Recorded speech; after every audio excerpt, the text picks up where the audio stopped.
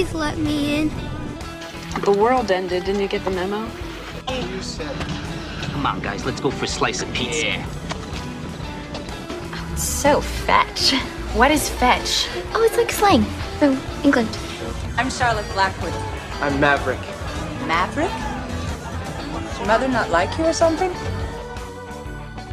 Chunk is dead. Don't say that. Never say that. Goonies never say die. It's the Al Travis Show. Love having her on. Shannon Watson with Majority in the Middle, majoritymiddle.com. And again, on my bingo card, I don't know if you had it. I did not, Shannon. Talking naked guys in the Capitol with Shannon Watson. A life dream come true, really. How are you? You know, yeah, I didn't have this on my bingo card either. 2025 is the gift that just keeps on giving, man. It is fantastic. We'll compare all other years to this. Folks who may not have heard, and the story keeps evolving little by little, but basically over the weekend, naked guy gets found inside the Capitol and inside the Senate chambers. The Senate chamber. Yeah, we'll talk. I actually had a senator on, really wants to know if he sat in her chair or not. And I don't blame her. I think a lot of disinfectant needs to be sprayed. That's all I'm saying. But anyway, gets taken to the Regents, who said he's all right. He's not a harm to himself or others. And so naked guy gets back to the Capitol. And now when he was in the Capitol, he was mumbling he was the governor. So to me, that seems naked and mumbling you're the governor. I don't know if that's like a litmus test, but it's got to be on the test for not having all your marbles. Not in your right mind. Yes. Thank you. Yeah. So he gets back. The cops get him. They take him back 3 times. And on the 3rd time, the cops take him to jail because they must have figured something that trespass. I don't know what they're doing. Yeah. They took him to jail. What do you know? He's wanted to Wisconsin on a warrant for a probation violation. And as we find out today, he's had 5 little skirmishes with the coppers since even that time, but they're not enough to, this guy doesn't seem to be harmful to anybody. Right. But it brings up some stuff. Could we not do a little Mayberry action here, a little Andy Justice? You know, the drunk guy, whatever his name was, when he knew he was tanked, he just knew he'd go there and he'd lay down to sleep it off. Otis was it. Otis, yes. A little Otis Justice. This cat, the naked guy, needs flippin' help, right? And we can all agree, whether it was drugs, the cat needs some help. Yeah. We don't have a spare jail cell. Don't lock the door. Get this guy to lay down in, get over, whatever. I can't believe 3 times he had the opportunity to do the exact same thing over and over again. Am I missing something? Well, in fairness, like he didn't necessarily get back in the Senate chamber, and the Capitol is a public building. It's the people's house. It is designed that way. We do some work trying to demystify the government and trying to make the Capitol itself a little less intimidating. Maybe in this case, it should have been a little more intimidating. But again, to your point, you've been there, you've done that. Yes. I don't think any of the rest of us think it's so. In the Capitol. Not that. Okay. Just for put it on the bingo card. But the rest of us, I believe, and I'm talking for all of Minnesotans except naked guy. Yeah. We believe the Capitol is opened at 7:30. It's got an opening. Oh, and then at some time 8 to 5. Yes. Okay. During the week. That would not surprise me. Sounds like Saturday. Okay. Yes. Makes sense. Okay, so there's open and close time. Yes. Naked guy is in there like 12:05 on a Friday, Saturday morning. How does he get in? That's what I don't understand. We've got to figure that out. Yeah. Well, my guess, and I don't have inside information on this. My guess is he probably came in when the doors were open and then stuck around because Capitol is a very big place. There are lots of places to hide if you really want to. Let's put it that way. Well, yes and no. I've been to the Capitol after the remodel. I like it. I presume this guy leaves his office. He closes the door and locks it. You know, you kind of know who's in your office. There are bathrooms and stuff. I don't disagree. But I guess Al is under the impression that when we go at 5 o'clock, we do a quick walkthrough. We go through the Senate chamber and it's been locked all day. Did anybody sneak? I don't know how you don't clear the place before you lock it. What if some kid got lost? He's in the bathroom. I went ahead and checked kids in there overnight. right? There's got to be something better. And I would ask you this, and maybe you know and you don't. Don't we have like motion detectors? Like when you clear your house and you put in the code, and then if something moves in the Capitol, it sends somebody off to go check it out? I believe, like a library? I think a motion detector is what sort of alerted the police that somebody was in there. Okay. But I'll tell you, like, I don't know where they are. I do know most of those doors are key carded. And so like, it's not necessarily like somebody forgot to lock a door. Yeah. Well, that's my point. And you leave your office, that door closed. There's some bathrooms. There's probably, and I suppose they lock up the janitor's closets so no one steals the bleach or whatever. I presume all those doors, you have to have a key. So it isn't like a massive area you can sneak around in. And your Senate chamber, I presume really you have to have a key of some sort. The senator says she can't go in off hours. Correct. And yeah, that's the part that I really wonder about, because the times that I have been in the Senate, I mean, I've been in the chamber. When I was a staff member, a zillion years ago. But also like when we do Silly Question Saturday, occasionally we will get access to the chamber if we are with a senator or a staff person, if we get that authorization ahead of time. I do believe the last time I was in there, we had to wait for somebody who had a key card because that wasn't just, everybody's access. So yeah, that I do wonder. Okay. So to further make this more fun, because nothing beats talking with Shannon about naked guys, there is a Capitol security group on a committee that by statute, by law, has to meet 4 times a year to keep us up. There's the lieutenant governors on there, some senators. About their job is to make sure this is done well. Yes. Well, according to KTTC, they went and did a little FOIA request action, because who would care otherwise? They haven't been doing their due diligence as far as at least meeting enough times. What's the penalty? First off, if you're on one of those committees, because by the way, I would love to be on one of those committees. Do you get paid for that sort of thing? You drive up there 4 times a year and you discuss security. Is that a paid position? And then if you don't do it, what happens? Okay, so there's a couple of different pieces. So my guess is, and I should have looked this up ahead of time, but the Capitol Security Commission probably involves a lot of people who are on that commission as part of their jobs. Okay. So like the lieutenant governor is just sort of by statute the chair of it. I'm sure, Capitol Security and the state patrol and all those people are part of that. I do some of those, like there's like sort of like going back to the shooter dude whose name I don't remember, and honestly I don't care. Really want to remember. Was on some state border commission. Yeah. There are about 600 openings for those commissions. A lot of them will like pay a per diem, but they're not usually like paid time. And I would encourage people, like not just the security one, but a lot of governing and recommendations come from those groups. And so like if your listeners are interested in being involved in government, check those out. It's, the Secretary of State sends an email twice a month with all of the openings.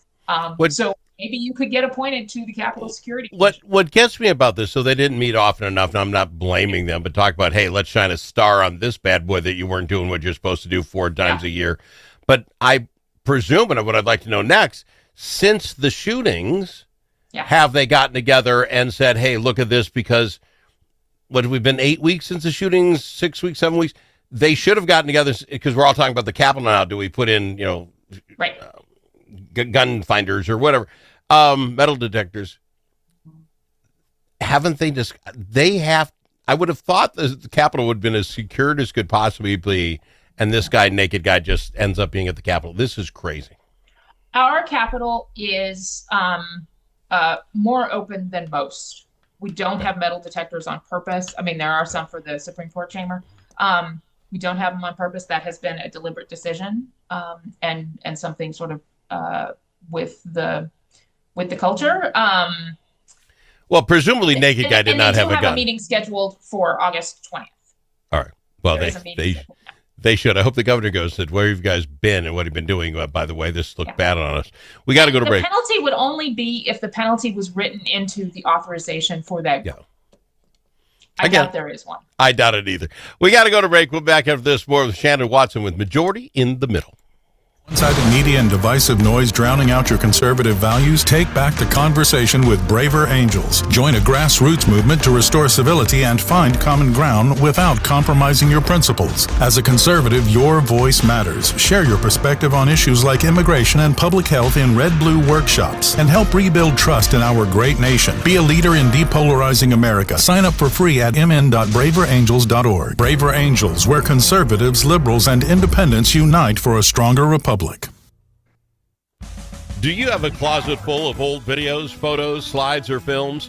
Regain that space and preserve those memories for future generations. Visit archivinglifemedia.com or call 952-829-8018. See how safe and simple it is to digitize all your media. Gain peace of mind knowing that all those important memories will be saved and can be seen and shared again. Do it today. Check out archivinglifemedia.com or give them a call, 952-829-8018.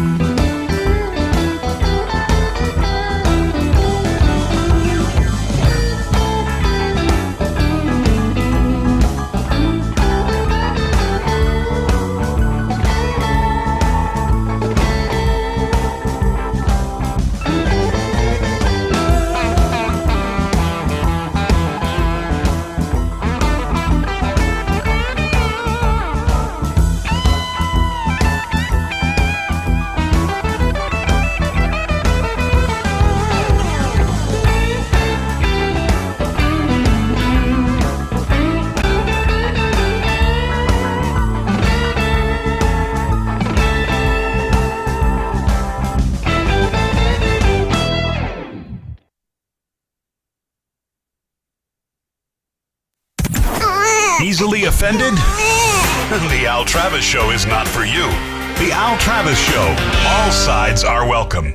And we've got a Shannon Watson with Majority in the Middle. Shannon, not that I want to get away from talking about the Naked Guy, but we got to move on. The next one is the governor came out yesterday. He was at a conference about something else, but the news asked him about it. So they decided they're going to cut the funding to the folks that are allegedly stealing from us with this housing fraud thing, right? Yeah. It seems so, and he even says, and I presume they're going to sue us for this, that we'll get sued and all this. I don't want you to get in trouble talking bad about the people you go and talk to every day up there, but I'm going to be honest. As I understand this program, it is set up so ludicrously, there's a verb for you, that we deserve to be robbed. That's how I understand it. You can say to the government, I'm going to go help homeless people figure out how to find housing. Yes. Oh, Medicare will pay for that. Medicare will pay you $70 an hour for up to 150 hours per person. Shannon Watson, I meet you on the street. You're poor. You're homeless. You're in tough shape. Mm-hmm. Can you imagine trying to come up with 150 hours worth of conversation you and I can have about your situation? You don't have any money? These are the three programs we have. You have a little bit of money. Here's what we can do. You're addicted. You and I might fill an hour of time in our lives getting you the information you need. 150 hours. And I just have to say I talked with you. Yeah. I'm sorry. That is ripe for ripping people off. It is like, send us names of homeless people and here's your checks. It can't be that easy. It just can't. Well, and finding people housing actually isn't that easy. But you didn't get paid to find them housing. You got paid to discuss the housing with them. Right. There was no success in this. The assumption would be that you are going towards a goal.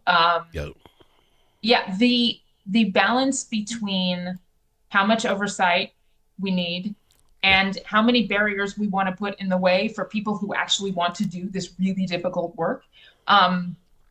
There is a balance there. And evidently in Minnesota, and this is not a program I know a lot about, but evidently in Minnesota, we have been, bringing barriers down to make it easier to do the work and get the money for it. And bad actors have taken advantage of that. What do we have for stopgaps? This is back to the process seems bad to me. There are bad people. We must know that by now. People will steal from us if we let them.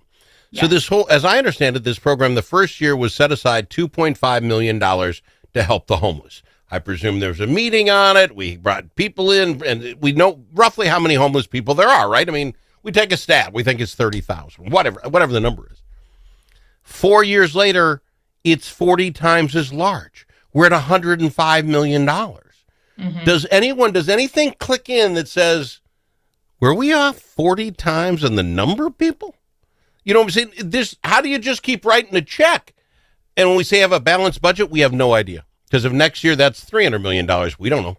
I don't get how there's no checks and balances. No one in part of that department's manager. How can that be? How in the world we get to 100 million? Yeah, I'm in the space where I don't know enough about this to speak to it but credibly. And I'm honestly, in the back of my mind, I'm like, okay, wait a minute. Who can I hook Al up with who actually knows how this works? See, because it's like the Feeding the Futures thing, or it's like the autism centers. We want people helping them, and I want people helping them. But you set aside $4 million for autism, and we're at $225 million. Wait a minute. Someone should do a quick survey and find out where we're messing up, and you find out people are just mailing in names. It shouldn't take 5 years to figure this out. When we doubled the budget, we need to take a quick look at this. And I'm just as mad at my senators and my House folks who on a line item are doing budgets are saying, how did that blow up like that? Why are you not watching it? I'm just confused. Well, and sometimes the amount of money appropriated, like if it runs out. So like remember the bicycle thing? Your favorite the electric bike, thing? you'll love that one, yeah. Right? Another. That had a certain amount of money that was allocated to it, and then once that pot of money ran out, that pot of money ran out. When you're talking about federal programs, and as you know, the federal government does not have to have a balanced budget. Minnesota does, but the federal government doesn't, because they print the money. So like those things aren't as big of a deal. Like you keep billing to it. See, but I would sit here if you think I'm throwing 30,000 homeless people. I have no idea. But now 5 years later, and you spend almost $200 million on it, if you add it up every year, you could almost buy them all homes. Got them a nice apartment. We could just spend that money here. That's astronomical. Yeah. Well. Yeah. How much time do you have on a program? We could spend your entire 3 hours in one day talking just about homelessness and affordability and all the things. But this is back to the same thing with the kids and the autism and the Feeding Our Futures. It steals from those we wanted to help. Right. That's what teased me off. We're all willing to help. Don't make me bad conservative guy. I want to help. I just don't want to make it so easy someone can just steal it and walk away and it doesn't go where it wants. Shannon, Naked Guys. We talked about it today. Unbelievable. How do I get a hold of Majority in the Middle if I want to join up? MajorityMiddle.org or .com. Either one. We have both. Easiest way to get involved is to sign up for our newsletter list. We'll only send you a couple of emails a month. If you want to send us a few dollars, we promise not to steal your money, and I'll tell you where it goes. Exactly. All right. Shannon Watson, Majority in the Middle on the Al Travis Show. if it's your turn to host a game.